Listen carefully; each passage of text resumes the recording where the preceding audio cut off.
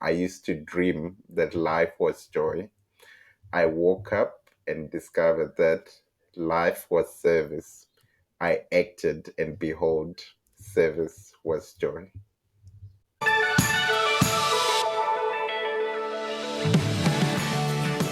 Hello, and you're with Aveline Clark on the Six Star Business Podcast, where we have conversations about what it takes to be six star as a six-star leader in a six-star business in a six-star world. And in this episode, I sat down with Frank Tsuro from South Africa, a beautiful man who dedicates his life to helping others. He's purposeful, he's inspirational, and he truly wants to help make a difference in his country and those around him. Obviously, where we come from in life impacts our journeys, and that is definitely true for Frank. But his story and his journey is one that we could all learn from, and I love how he really wants to help young people and create more leaders. And he's all about the future, starting with the present. There's a lot to learn from him. I am excited, and I'm looking forward to seeing how we can help him bring his purposeful mission and vision to the world. So sit back and enjoy the episode with Frank Tsuro. Hello and welcome. Here we are, another episode of the Six Star Business Podcast. I'm your host, Aveline Clark, and I'm here with my co-host, Corey Sebest from Germany. How are you doing, Corey? I'm fantastic. Thanks for having me again. It's good to have you. And I am very excited to welcome our guest today, Frank Tsuro. Is that the correct pronunciation? Absolutely. Got that very good. Got it. Good. Got it in one. And you're based, I'm going to let you talk actually, but it's good to have you. And I've been very, very excited about this conversation. So without further ado, I'd love to hear from you. Can you share with us where you are in the world, who you serve and how you serve them, and maybe something that you like to do when you're not busy serving people? Okay, thank you. Thank you for having me. Lovely to meet you, Corey, again. So I'm Frank, and I'm from Harare in a country called Zimbabwe. And Zimbabwe stands out because it's the last country in the alphabet. But it's also a very beautiful country that matches that outstanding fit. But I'm dialing in from Johannesburg in South Africa. I do a lot of work across Southern Africa and keep increasing that into most of Africa, Central, hopefully at some point, Western, Eastern, and Northern Africa. So my work is in leadership development. And my work started off as, out of a very interesting conversation. I'd, just had a bit of some time in my life, as in your 20s, you tend to have lots of energy to expend. And I was looking for something to do. So I decided to join this organization called Toastmasters, which obviously is a world leader in leadership development. But at that time, all I knew about Toastmasters was that they were good public speakers. And so I wanted to be one of those great public speakers. But around the same time I joined Toastmasters, there was also another organization which my other friend was part of, and it's called Junior Chamber International, JCI. And so during that time, my friend was trying to convince me to join JCI. And I thought, okay, I joined Toastmasters for the fun of it. And of course, I fell in love with the mission. And I also got to know about JCI and I fell in love with the mission. But what was starting to happen is both organizations were almost now trying to call me into service, to volunteer my leadership and everything, which was something that was not on my mind as someone in their 20s. And that's when one of my mentors at the time, shared an interesting story with me that I'd never really thought about. And he said to me, as human beings, we tend to be selfish. So let's just assume that our life expectancy was 80. If you're 50 years old, you're thinking, how can I make the next 30 years in this world bearable? If you are 60 years old, you're thinking, how do I make the next 20 years of this life bearable? But if you're 20, you're thinking, how do we make the next 60 years quite bearable? So it became apparent to me the importance of young people getting involved in leadership early so that they learn the ropes and they're able to contribute positively to the future of this world and the future of your children and their children and so forth. And so that's when I got involved in leadership. And obviously at that time I'd started working and experiencing leadership in many fronts, and I had started getting disappointed because every time I was in high school, I always thought, I can't wait to be an adult. And then I would deal with mature people that get things right and that, do things unlike children. And at that time now, I was kind of feeling like, okay, actually, some children or some kids in school probably behave better than some of our adult leaders do. And so it's during that time where my current mission was carved of developing leaders, and there are three kinds of leaders that I put emphasis on based on the challenges in my community. The first one being leaders with vision. I always believe that if you're a leader, or if you put your hand up to say you want to be a leader, there's got to be somewhere you want to take your people, the people you want to lead, whether that's adopted or that's an original vision. I don't mind that, but you at least have to know where you want to take people, not just for your own ego. But the second part is you need leaders who are authentic in their interest in their people and their challenges. And it's very important to me that as a leader, you get your mandate from the people, and you've got to know what your people's challenges are, not what you think their challenges are, and have an authentic interest in investing in solving their challenges. And I feel that that's the crux of leadership. But the final thing is, I feel that the leaders also need to have the courage to do what needs to be done to avert those challenges. I know so many leaders that actually have so much intelligence on the challenges their people are facing and what needs to be done, but at the time when they're needed most, when their voices needed the most, when their decisions are needed the most, they're nowhere to be seen.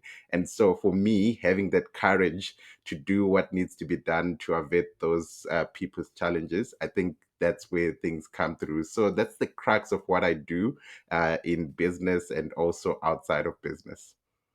It's actually pretty profound. Yeah. All you said, the vision to create a kind of a team spirit, taken and fueled with the authenticity that you're really aiming, yeah, to do something good for the people around you, to get them to the next level of having a better, more meaningful life, and then to be there, yeah, when it starts clashing, yeah, and the Mm, riots happening or whatever it is, yeah. yeah. So yeah, otherwise you never get to an end of the goal you aspire to achieve. That's true. Yeah. Thank you. So, Frank, that's wonderful. Thank you so much. Could you share with us a bit about the work that you do more specifically? I'd love to hear about that, and I guess how your, I don't want to call them clients, customers, how people come to you, how they find you. Anything about that would be very interested to hear. All right. I'll first summarize some of the things that I do and maybe zone into one or two of the main things that I do. So, everything I do is driven around my mission around leadership development. So, I've got a day to day business called Frankly Speaking that's there to provide concrete, measurable leadership development solutions. And that's one of the businesses I'll zone into. And then I'm also involved with people making history. People making history, I'll also zone into that because that's another key project. But it's the one of the first key objectives that I see is going to be developing 100,000 leaders, young, ethical, and smart leaders. So I'm going to talk a bit about that. And then I'm also a volunteer in an organization called Toastmasters. At the moment, I am what they call a region advisor for our senior district leaders in Africa, in the Middle East, and in Pakistan. So that's what I do on the Toastmasters side. And then I'm also involved in sort of like an incubator, but for micro businesses, just to help young people and other people across Africa just to be able to create a livelihood through their own enterprise, because unemployment keeps going on the rise. So it's called the Entrepreneurs Hub, and they're there to make the plight of the young business leader and other business leaders, much better economically. So I volunteer as in one of their board of advisory boards. And so I'm also involved in a couple other small initiatives. But to talk a little bit more about Frankly Speaking, so like I said, at Frankly Speaking, the quest is to provide concrete, uh, measurable leadership development solutions. I've got this belief that's been churning around, especially since I got accidentally got into the world of coaching, that you know I sometimes feel like machines in companies are treated better than human beings, because normally machines, there's a manual on how to use the machine and how to service the machine, and it's followed to the T. Whereas if you look at the amount of experimentations I've seen with assessments, with psychometrics, with so many other things, sometimes which can be grossly misleading, it's quite shocking that how we have to experiment with our people and how we don't treat some of our people just as much as we would ensure that we're not using diesel inside a petrol machine. So that's one of the things that I do. But the core of what I do, at Frankly Speaking, is I would like to believe that I there may be three main problems that I solve. One of them being I save leaders time. So, most of the times, doing something on your own can lead to you taking a little bit more time than you would if you had somebody else helping you. Even if you're an expert in that area, sometimes just having somebody by your side that you can bounce off ideas to can really make a difference, especially for my type of audience, which is senior executives who are not always at liberty to share some of their ideas with some of their teams because of confidentiality at that high level. I find that they find that kind of value. But sometimes also I save them money, employee engagement and non-alignment issues, because most of my work is around strategic alignment.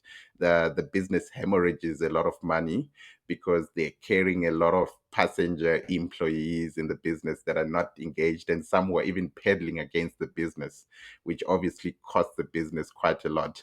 So if I'm either saving them time or saving them money, or I'm actually helping them, with a clear, with clarity, making sure that they're clear about the roadmap or the journey they're going to travel to deliver on their mission. And so those are some of the main things that I do on the business side. And most of my work to date has been one-on-one leadership coaching, but I would love to have a little bit more of team coaching, since most of my work, in fact, I started doing business strategy at some point, and obviously now leadership coaching, and I'm also quite big on teams. So for me, the alignment of everything, making sure that in the business, everyone is speaking with one voice and they're all pedaling in the same direction, I think is very important to make sure that things are going well. So I'd love to do team coaching, because you get an opportunity to work with the leader and their team in ensuring that the environment is set that each team member is able to deliver to their natural best. And then with people making history, again, it's stemmed from my environment. I come from a beautiful country that's been ravaged by poor leadership, and so I just felt that I'm tired of hearing people, not only in my country but in the continent, say we would like Africa to live up to its potential. I actually now really want Africa to match its potential. And so one of the things that I've realized is we actually did a bit of some research amongst African people, and the word leadership is synonymous with either old or corrupt or lack of direction. And so that informed our vision of creating, although this is kind of the first step of creating 100,000 young, ethical and smart leaders on the African continent. And I could always share more as we go about, but that's kind of the real work that I would love to do. And if frankly speaking is very successful, I think I'd love to go full time into people making history, in terms of making that possible. And just to give you some background, people making history and how we came up with that. People making history comes from history. So my favorite subject in high school was history, and the textbook we used was people making history. And inside people making history were the leaders that liberated Southern Africa and some other parts of Africa, but mostly in Southern Africa.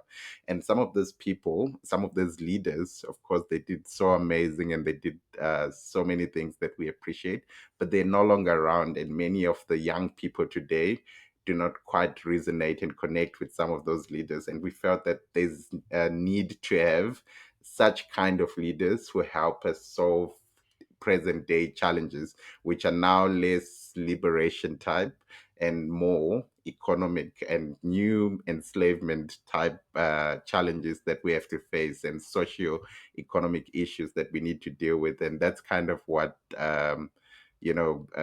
inspired the whole drive around people making history. So, Frank, just a mindset correction from my end. So, not Mhm. if Frank is speaking is going to, because the question is just when.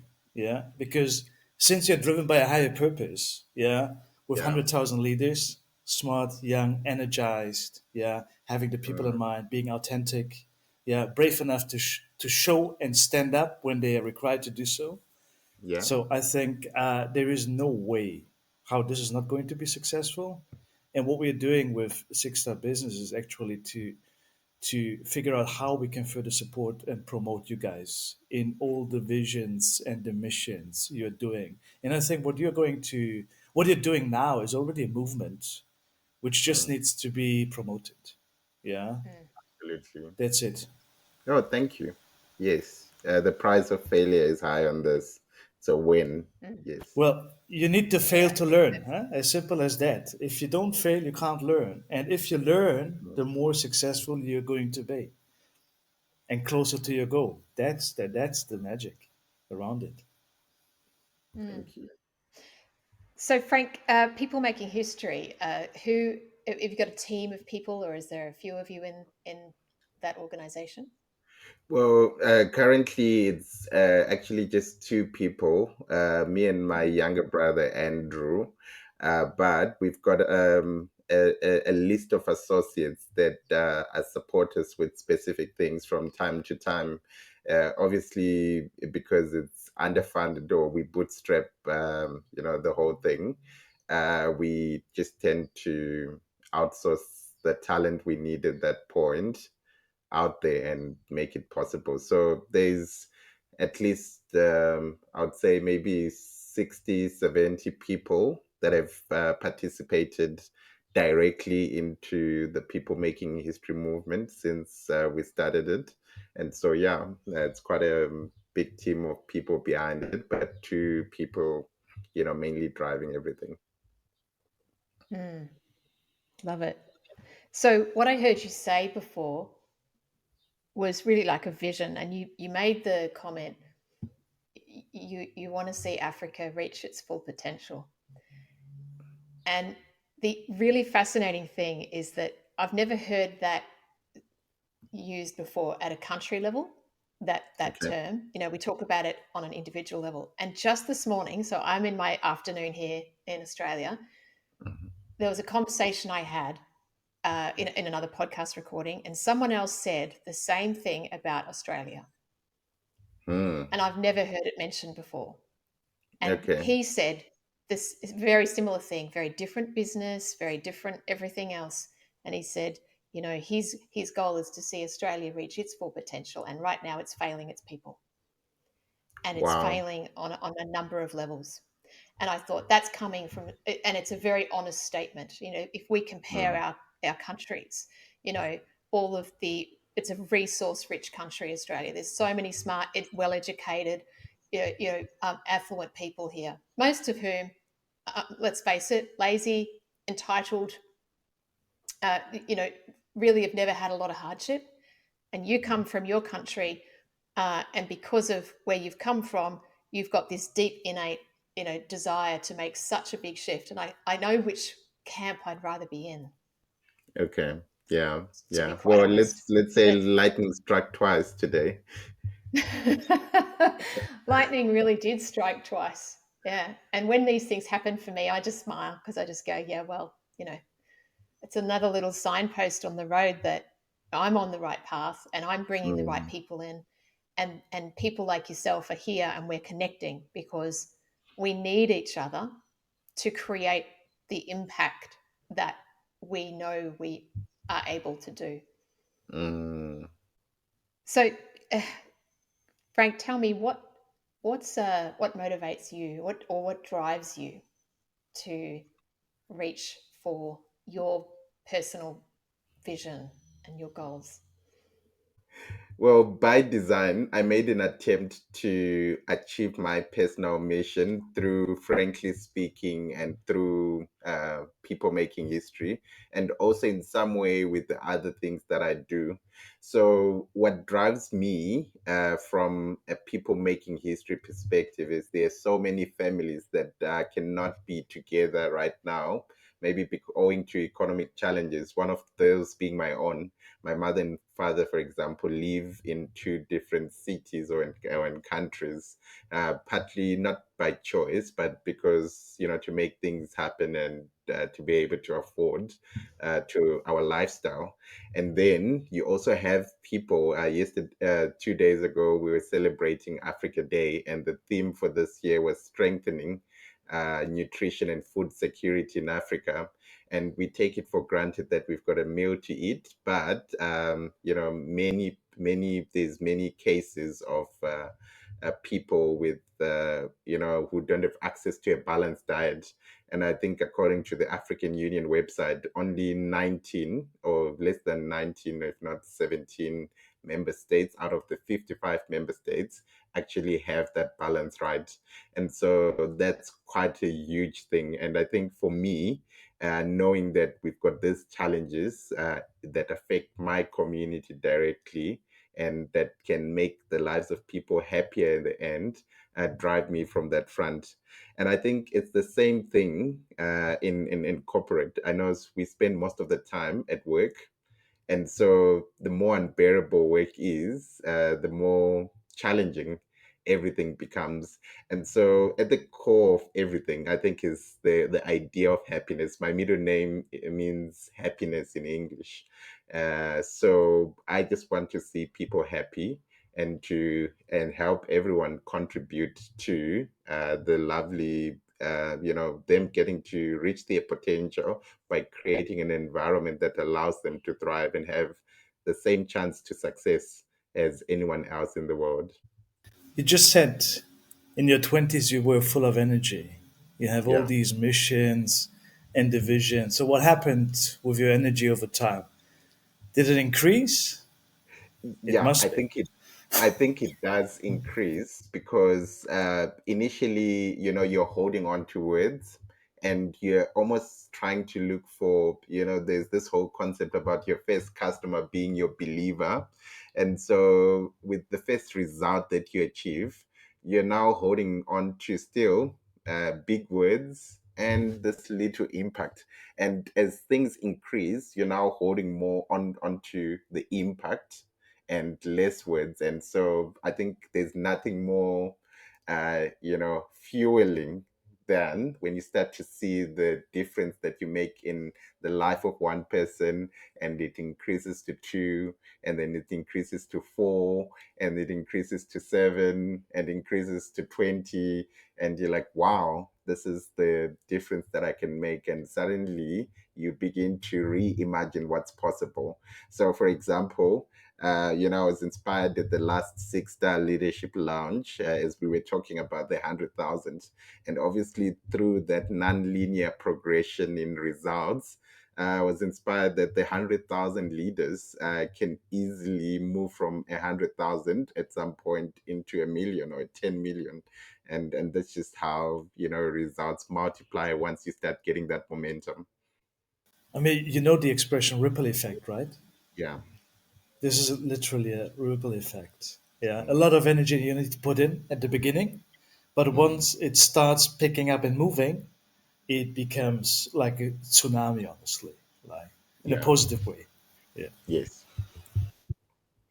So, Frank, I have a question, and it's in regards to the self. And I'm taken by the fact that you seem to be an extremely self-aware individual, at least certainly in your 20s, to be able to make those decisions to go into Toastmasters and the other group to improve your own skills and leadership capabilities.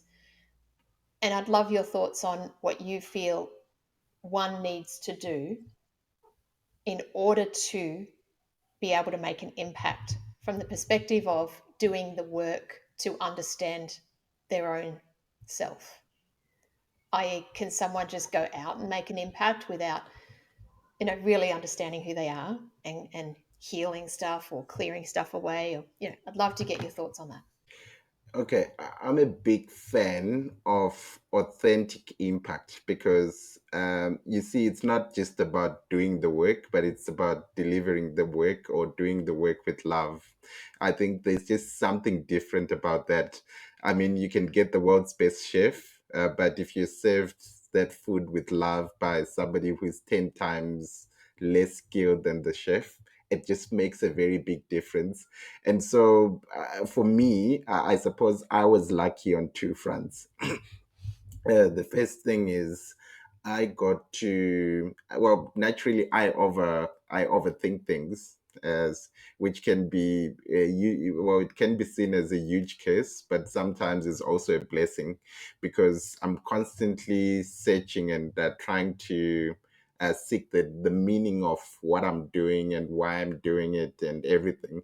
And so that allows me to streamline my work towards the areas that I feel, very happy to contribute. And I think it's John Maxwell that says, where there's passion, energy follows. And I think that's what really then distinguishes what I do. So I know there are many people probably way more skilled than I am in the work that I do. But sometimes what makes me appear to be better than them in the eyes of others is because I incredibly connect and love the work that I do. And so many of the people will always make a comment about my commitment to making things possible. I was telling you earlier about the whole concept of, the work that I do in leadership development, in frankly speaking. And a lot of times I'm always constantly seeking to understand, how do we measure leadership impact? How do we provide concrete solutions that actually work? Well, Frank, you've been called in, and sometimes you've solved problems that are worth 600,000 US dollars or something like that. Was it just really you that made those things possible? But at the end of the day, I think there's definitely a hand that you as a professional have in achieving those results. But I think when you're also willing to keep digging and have the humility to say, well, I think nothing is linear and nothing is guaranteed, but I know what I know, and I'm curious about figuring out this problem and how it shows itself and how it behaves. You almost always with that whole attitude to wanting to constantly learn, you almost always come up with something great in the end. And I think that's something I think that's really driven me for a while. So the reason why I said there's two reasons why I felt I was lucky. One was overthinking it, but the other one is actually an even more personal story because growing up, all I really ever wanted to be was to be a chartered accountant. And, I still love accounting. In fact, finance and accounting is still a major part of what I do. But I don't know what my life would have been like if I hadn't discovered my love for people and the work that I do now. And how I actually discovered this was can be summarized through a quote by one of our past Nobel laureates, an Indian poet, Rabindranath Tagore. And he's got a saying. He says, "I used to dream that life was joy. I woke up and discovered that life was service. I acted and behold, service was joy." And this was me. I remember fighting with my parents at age 16 when they couldn't give me some of the things I wanted at the time. And I thought, well, wait until I grow up and I'll show you how to live this life. And so I always joke that I had this dream that at age 18, I'd leave school and get into my first job. At age 19, I'd resign from my job and actually start my own business. At age 20, I would retire from business, get married, and live happily ever after. But at age 21, I still hadn't managed to get into my first job. And it was all kind of challenging. And so when I came across organizations like Toastmasters, and I started, I chose to serve thanks to many people nudging me. I started engaging in many things that I would never have known that I can do, like planning events, having to speak, and all that.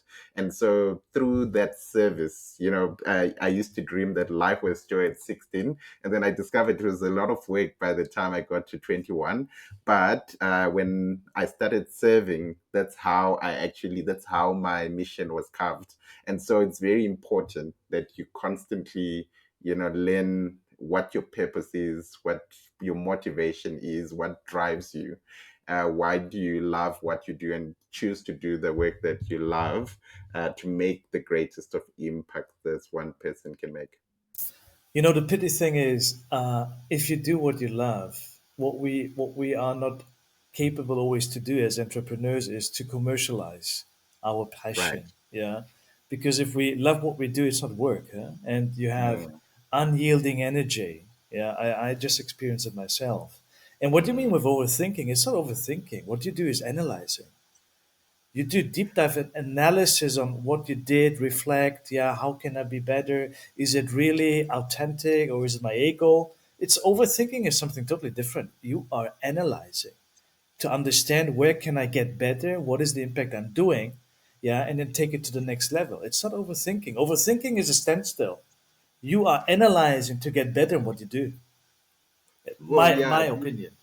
Well, I think you're partly right. And just to let you know, I'm actually a recovering a perfectionist. So I at some point there's a time where my thinking was really the biggest thorn in my progress, and to some level it still is because it's not something that just leaves you there and there. But I think that awareness that this is around, I almost now have to give myself a time frame, a reasonable time frame to make decisions and get to a solution. You know when you're going to be perfect, Frank? When you When I do and live up to what you feel inside. Okay, If you okay, materialize what you have inside, you are mhm, perfect in what okay, you do. I Because love. nobody can copy you. Nobody can copy you. Nobody can Mm, copy Evelyn and anybody else if you be the genius, yeah, you're supposed to be. Yeah. mm, And that's what we don't do in the economy in today's world, corporate world.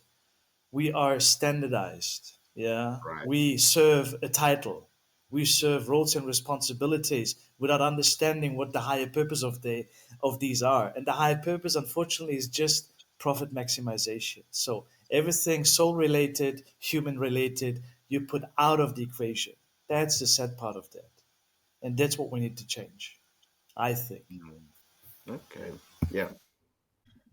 I love what you just said, Corey, because increasingly I'm hearing and seeing from some people, but also just from results and outcomes in the world, that what we need, what we're moving into, is a transition to focus on the individual. And that's where corporates are getting left behind unless they change the way that they operate. And that was certainly part of this conversation I had this morning. And what I'm hearing from you, Frank, is that you have tapped into your individual purpose, and then and your passion and what's important to you, but also your gifts. So you have done that digging, like you said. And what I'm sensing is that you're inspiring these young leaders to do the same, because what the world needs is for each person to actually look within and figure out what their unique gifts are and bring those to the world, instead of someone external saying, here's what you need to do. Would that be a good summary of what you were saying before? Yes, I don't know, and this is probably one of the challenges that I would have if somebody said, "Would you be able to get back into the corporate environment?" And it's partly because of a lot of the alignment challenges that I find myself having to deal with, and how sometimes you get into a company, there's a beautiful mission that they're after, or a great vision or purpose that they're after.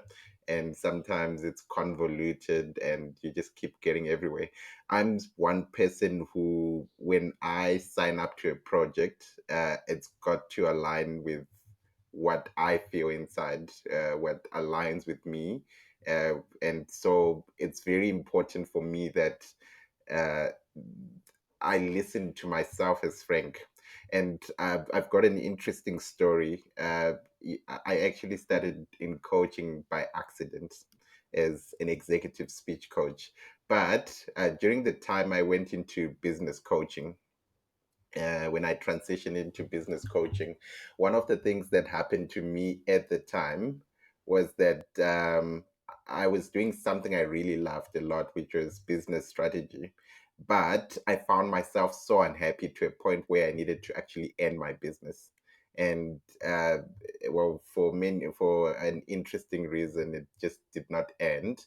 But when I later looked at why I was unhappy with something that I enjoyed the most, I actually discovered that inside I had had some dissonance, and I didn't actually consciously know about it at the time. But what happened is, at the strategy table, many of the senior leaders bring their egos and personal agendas to the table. And obviously, I'm very scientific in how we do some of this. So it's got to be data driven, and so normally I'd speak to their teams before we even go to the strategy table. And so the moment I noticed that misalignment, where we were making decisions based on personal agendas and not the data or what's actually happening on the ground, Frank started fighting me inside and saying, "Frank, why are you doing this? You know, this is not the exact problem." And so Frank inside me is just going to be difficult to handle if I'm doing something that he doesn't agree with. And so for me, that element of congruence, being aligned inside and with the outer world and what you do, is something of utmost importance in just making sure that you do your best work and again, you deliver it with impact. It's already in your company name. Huh? Frankly speaking, it's your mission. Yeah, speak frankly. Yeah, get to the truth. Yeah, it's fantastic. It's really great. What you said then, Frank, really resonates, because in the work that I do outside of Six Star is I work with businesses who are more purpose driven, and I help them to get in touch with that bigger purpose and use that in a way to position them and engage. And Mm, it's interesting that you spoke about you check in with the Frank inside, and if Frank inside isn't aligned, Frank can't move forward with that project or initiative. mm. And to me, that for me, if everybody got to that point of that level of awareness and congruency that you mentioned, our world would be absolutely amazing. Just think about I that. couldn't agree more. I couldn't agree more. Well, I work with leaders, and one thing that's now become a staple in our conversations is, that alignment issue between personal values and organizational values. And it actually started off by accident. I was working with a gentleman who was a high seller in a beer selling company, a company that sells beer. And so he was just so amazing. And he went and he was hired by a company that sells water. And for some strange reason, he just never performed anywhere close to his best. And we wondered why. But it was partly because he just didn't buy into this healthy movement, type of thing. And so I think he wasn't even conscious about that. And he realized that, okay, the reason why I can't even get to my fullest potential is because I'm selling into a belief that I don't quite believe myself.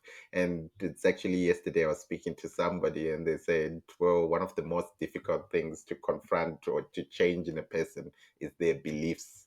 And so for me, that's why that alignment is of utmost importance. I think if many people, like you said, can be aligned between, their deal breakers, or which is the things that matter most to them, their values and the values of the organization they're working with or the work that they are doing, I think amazing things would really happen and would have people placed in the right areas to increase the impact in this world. Mm, mm, agree. And it feels to me that in order for leaders across the world to make the impact that we're talking about, they have to have that level of self awareness and congruency. Yeah, yeah. Corey's smiling there. Love to hear what you're I'm thinking. I'm smiling because I was dropping a note to one of our guests, Benjamin Burke. He will also come up. And while I was responding to his emails, it just happened. While I was writing, I wrote, "We do what we can, and we achieve what we believe in." Yeah, I was resonating to that, and that made me smile. Mm, Okay, that's interesting. You can use it. There it is is. no license fee or something else, so just take it. Okay. Frank, what's next on the horizon for you in terms of maybe a milestone or achieving a goal? Like, is there a project that a specific project you've got that you are working towards at the moment?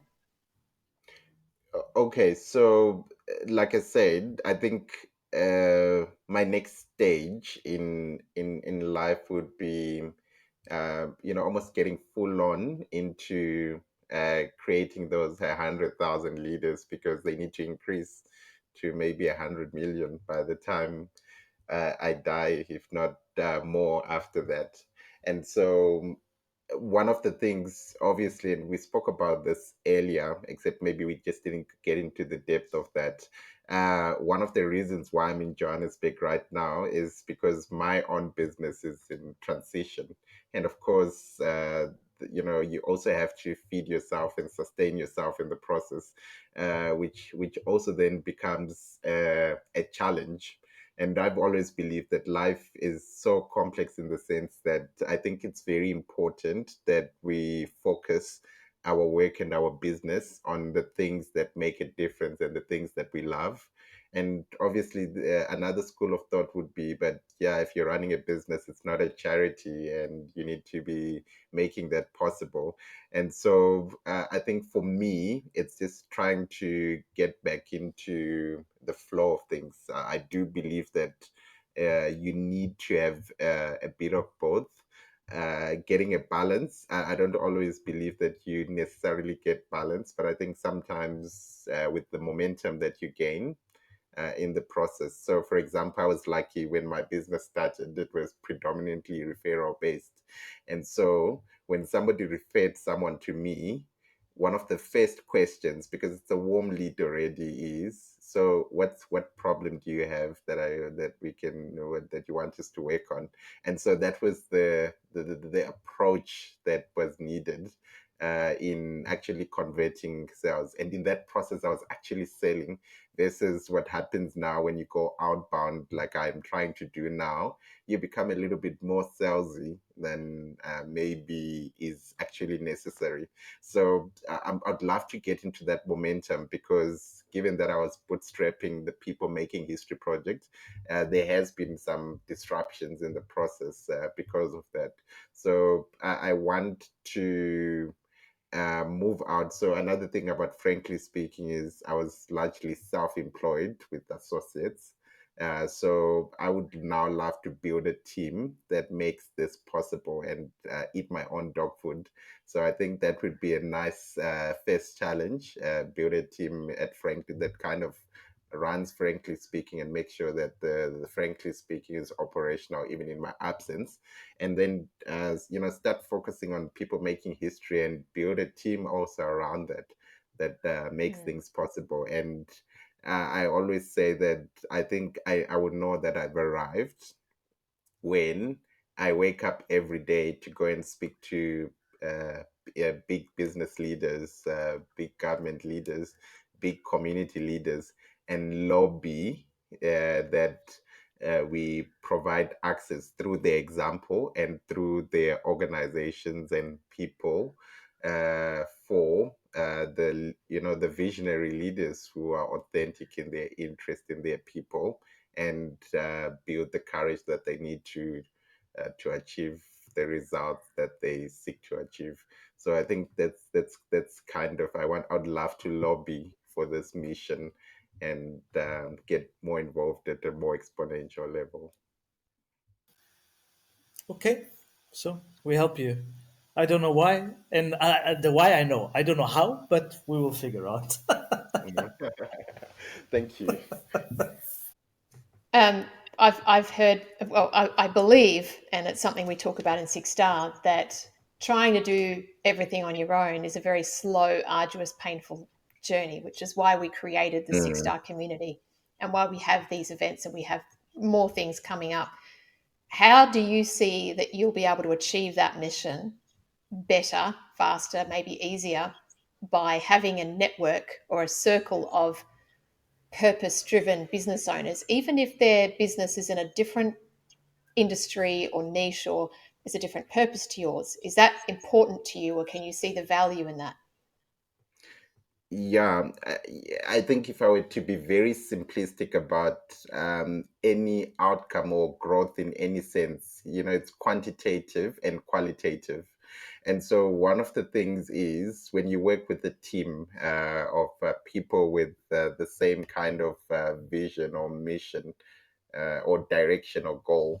I think what happens is you everyone brings in their expertise, and with everything that you need to do, there's always some dirty work somewhere that is not necessarily right up your alley and can maybe contribute a little procrastination, contribute a little bit of some dissonance or anything.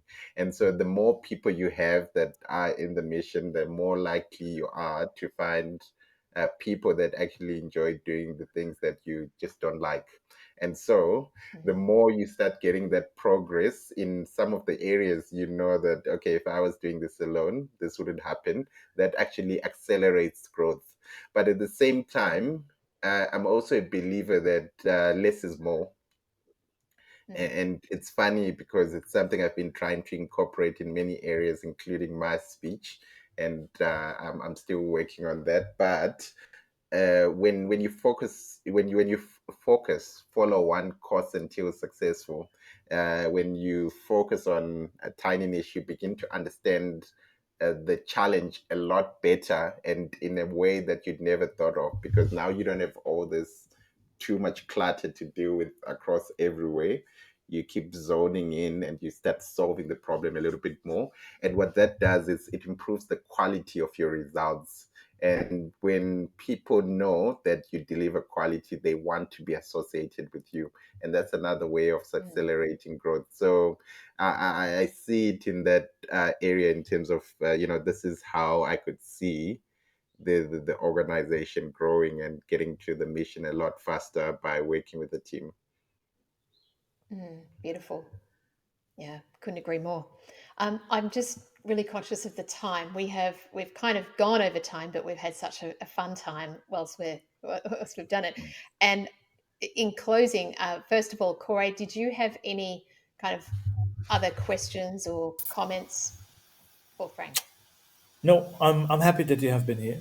Yeah. So and shared all your views, your mission, and your vision. And as I said, Evelyn, myself, and the entire team behind Six Star Business, we're working on a couple of stuff. And yeah, wait and see. Wait and see. So, is there any kind of tidbit or nugget or piece of advice that you'd like to leave our listeners with, Frank? That's interesting. I think for me, it's something that's profoundly worked, and I'll drive it back to something I said earlier, maybe because it's what jumps out right now. It's that whole concept of whatever we choose to do, it's just a lot of hard work. It's just a lot of hard work, and yeah, of course, it goes beyond sometimes how we imagine life should be, because it's just a big struggle. But what I've discovered is, the moment you just start to serve and help people, there's just nothing that beats that. And when you actually get into that realm of serving other people, that's when you actually discover how lovely this life is, how easy things can be in this world, and how impactful you can be in this world. And it stems back to that quote from Rabindranath Tagore: I used to dream that life was joy. I woke up and discovered that life was service. I acted, and behold, service was joy. So Great, find your joy. beautiful. Yeah, find your joy. Wow. It's just a beautiful, beautiful thing to end on. Frank, I just want to thank you so much for your time and spending it with Corey and myself today.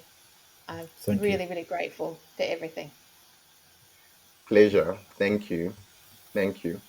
And, we'll continue our conversation after this. I know there'll be many more. So we wish you all the best and look forward to hearing updates of all of the initiatives that you're doing. Yes. Well, yeah, they're out there now, so I need to do something.